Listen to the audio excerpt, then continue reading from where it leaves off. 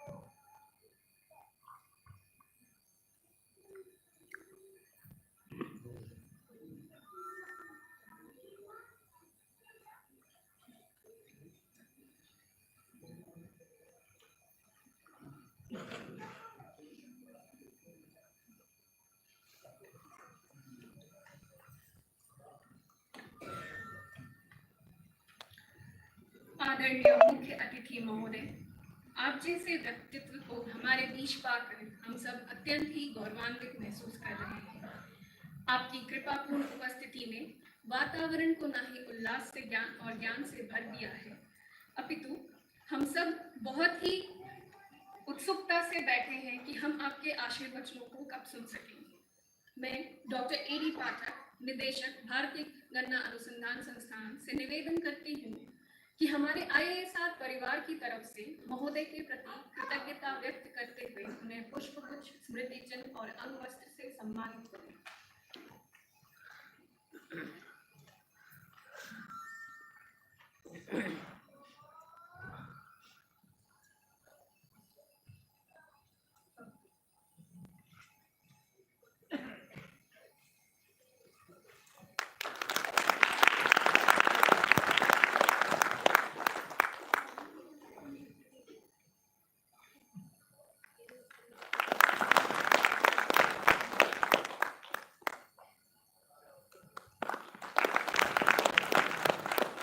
मैं निदेशक महोदय से पुनः निवेदन करूंगी कि वे हमारे विशिष्ट अतिथि के रूप में पधारे डॉक्टर राम अवध राम जी को भी पुष्पगुच्छ, स्मृति चिन्ह और अंगवस्त्र से सम्मानित करें।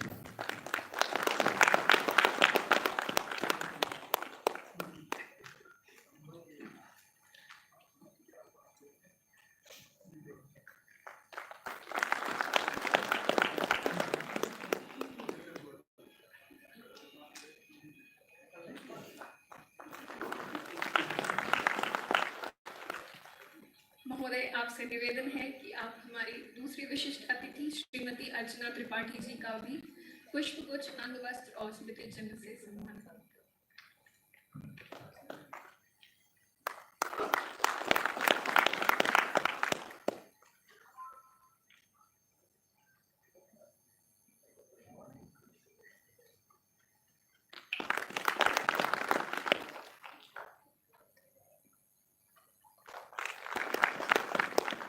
श्री गोपाल उपाध्याय जी, जो आज हमारे बीच विशिष्ट अतिथि के रूप में हैं, उनका भी सम्मान निदेशक महोदय के द्वारा पुष्पगुच्छ, स्मृति चिन्ह और अंगवस्त्र के द्वारा।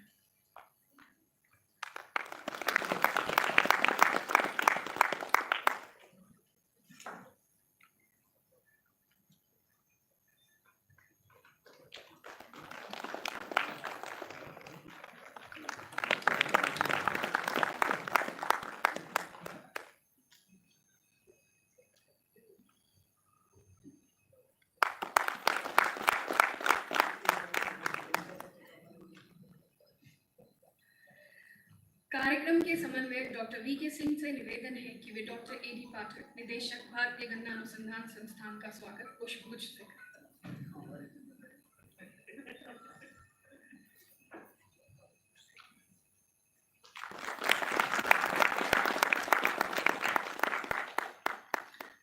आप सभी का बहुत बहुत धन्यवाद।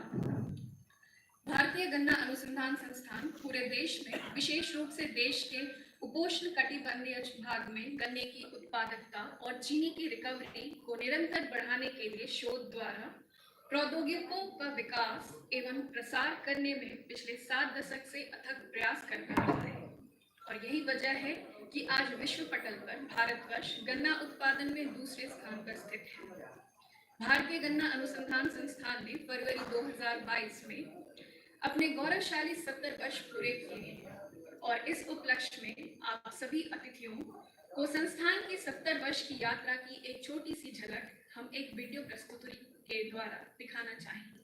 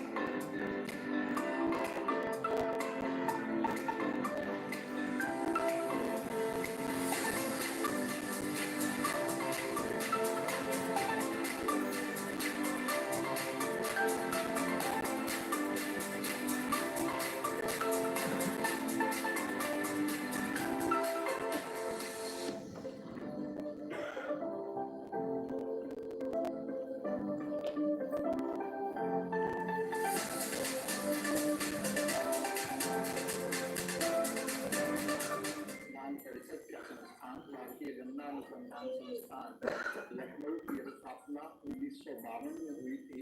उस समय चीनी और गन्ने की उत्पादकता 30 टन प्रति हेक्टेयर थी, जो कि आज बढ़ के 80 टन प्रति हेक्टेयर हो गई है। वो इस संस्थान और भारत के किसानों का योगदान है। इसका प्रमुख उद्देश्य इस क्षेत्र के लिए गन्ने की प्रजातियों का विकास, उत्पादन तकनीक, यंत्रीकरण और कटाई के उपरांत गन्ने की व्यवस्था करना है। हमारे यंत्रीकरण गन्ने की बुआई से लेकर पेड़ी प्रबंधन तक के लिए है और हम अंतः फसलों की बात करते हैं जिससे किसानों की आय दोगुनी की जा सकती है।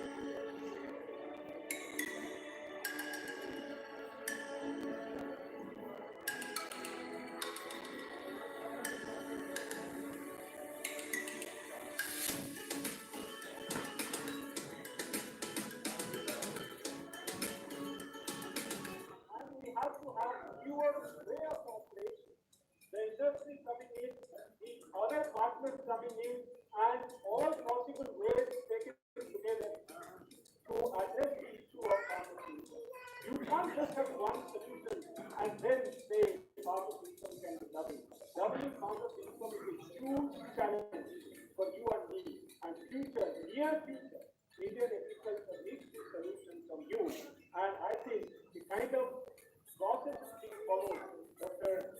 Patel is here from IISR Lucknow, and he is, employing this particular team which they have given me. And I think we should be able to learn from this experience and then see how future Indian agriculture can take this route to give benefit to the farmers and double their income.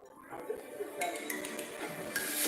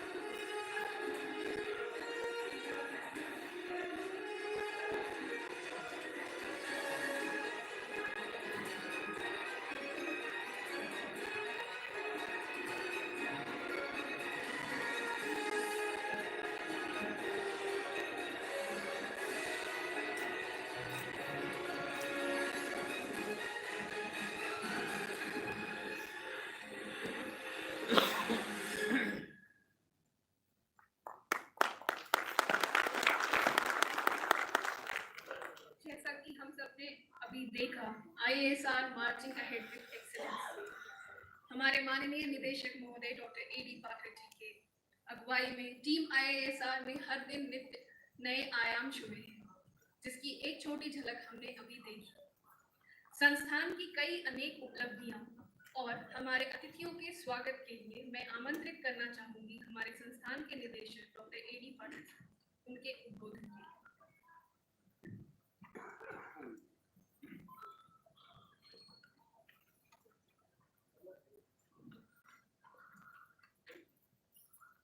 धन्यवाद ma'am.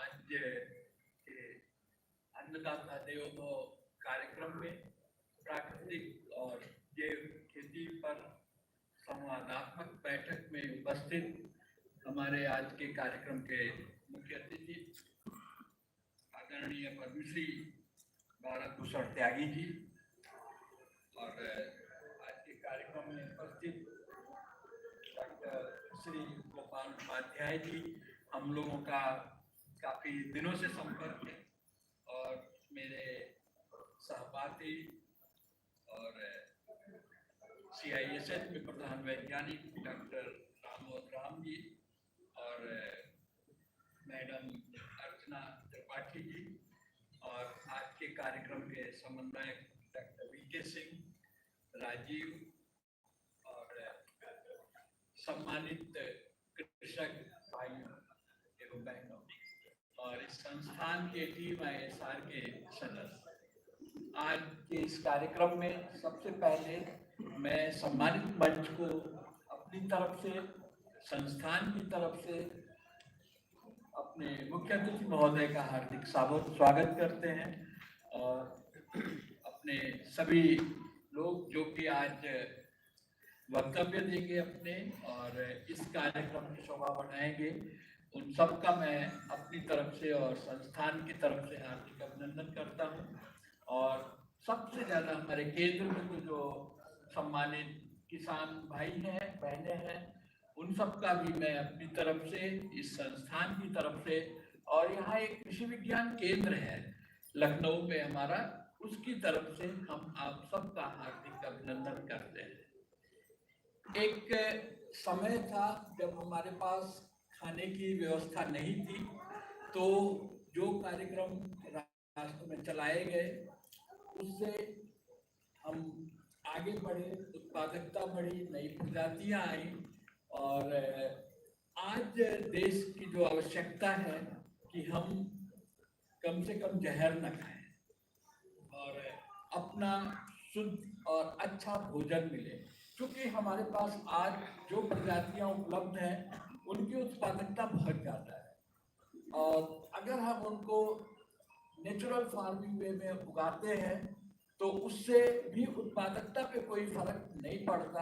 तो जहाँ तक food security की बात है वो प्रभावित नहीं होती किसी भी स्तर पे। हाँ, एक चीज़ है, अगर भारत के लोग स्वस्थ होंगे तो समृद्धि अपने आप आएगी। तो अगर हम नेचुरल फार्मिंग की बात करें, इसके जो हमारे प्रणेता हैं परम आदरणीय माननीय देवव्रत जी, तो उनकी बातों को जब हम सुनते हैं तो एक अलग से आता है लोगों के अंदर कि क्यों न इस दिशा में मुड़ा जाए। और एक प्राकृतिक खेती और गोवंश पे आधारित कार्यक्रम इस संस्थान में आदरणीय उपाध्याय जी करा चुके हैं, एक बड़ा कार्यक्रम था और उसकी भी रही, तो उस सिलसिले में हम लोग कुछ काम भी किए करने में भी, तो थोड़ा सा खाली छोटे स्तर पे ही किए 1 हेक्टेयर में। तो नॉर्मली हम लोग अक्सर 2 रैकून तक ले पाते हैं, 1 से 2 पेड़ी ले पाते हैं, लेकिन उस पे अगर गोबर की खाद और इस सब को किए तो 9 पेड़ी तक हम लोग लिए थे बिना किसी नुकसान के, तो वो एक अच्छी चीज है। और अगर उत्पादों की बात हम कहें, अगर उसमें किसी केमिकल का उपयोग ना करें तो उसकी गुणवत्ता अपने आप बढ़ जाती है, जो कि राष्ट्रीय या अंतर्राष्ट्रीय स्तर पे भी उसकी स्वीकार्यता है। तो आज जो हमारी आवश्यकता है वो इस दिशा में है। अगर हम और बातों को इस पे हम जोड़ते हैं कि जो नेचुरल जैविक खेती है उस पे किस ढंग से मूव किया जाए, क्योंकि उस पे हमारे बहुत बड़े बड़े विद्वान लोग हैं, तो हम ज़्यादा बातें उस सिलसिले में नहीं करेंगे, लेकिन इतना कहेंगे कि अगर पिछले 7-8 साल के यात्रा को हम लोग देखें, जब से हम यहाँ पे आए हैं, तो हम लोग कई चीज़ों में आगे बढ़े। एक तो जो मृदा सॉइल हेल्थ कार्ड की बात हुई, क्योंकि धरती को हमें एक माँ के रूप में हम देखते हैं, वो बीमार ना हो। नॉर्मली हमारे यहाँ घर में कोई बीमार होता है तुरंत डॉक्टर के यहाँ ले जाते हैं, तो क्यों ना हम हल्का सा चेकअप करा लें। और उसके करने से भी देश में करीब 12 करोड़ लोगों को सॉइल हेल्थ कार्ड मिले हैं और उस पर काम भी हुआ है और कई जगह उसको रख भी दिए गए हैं, कई किसानों के यहाँ जैसे लोग रख दिए किनारे, लेकिन उस पर काम करना चाहिए, उस पर सबको ध्यान देने की जरूरत है। और आज जो हम प्राकृतिक खेती की बात करते हैं, ये समय की आवश्यकता है और इसमें मेरा जो वैज्ञानिक विचार कहता है दिल से कि उत्पादकता में कोई फर्क नहीं आएगा और हमारी जो क्वालिटी है, गुणवत्ता है, वो बढ़ेगी। क्योंकि जब हम विदेशों में अपना सामान भेजते हैं तो कभी कोई उनको रेजिडुअल ट्रेस मिल जाता है, लौटा देते हैं, तो जब हम उसका उपयोग ही नहीं करेंगे तो अपने आप ही कीजिए, लेकिन इसमें समय लगेगा। 3-4 साल में हमारी मिट्टी शुद्ध होगी पूरी, और फिर उसके बाद हम मूव कर सकते हैं। और इसी के साथ हम ज्यादा समय नहीं लेंगे। ये भारतीय गन्ना अनुसंधान संस्थान 1952 में इसकी पूरी झलक आप लोग देख लिए। हम अब ज्यादा विचार न देके आप सबका एक बार पुनः इस संस्थान में हार्दिक अभिनंदन करते हैं। और आप सभी इस संस्थान से जुड़े रहिए, जो हमारे सम्मानित किसान भाई हैं विशेष तौर से, वो हम चाहेंगे कि आप इस संस्थान से हमारे कृषि विज्ञान केंद्र से जुड़े रहिए। और अभी हम लोगों ने एक लखीमपुर खीरी में भी कृषि विज्ञान केंद्र खोला है नया, तो उस पे भी कार्यक्रम हो रहे हैं। तो इसी के साथ एक बार पुनः नमस्कार और आप सबका अभिनंदन।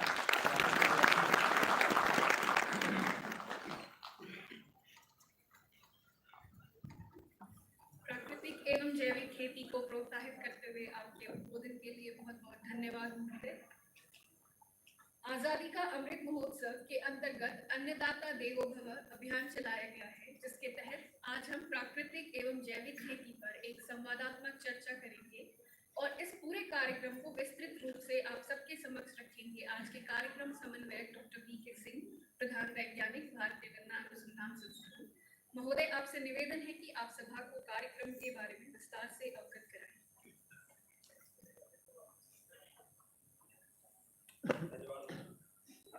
आप सबको नमस्कार।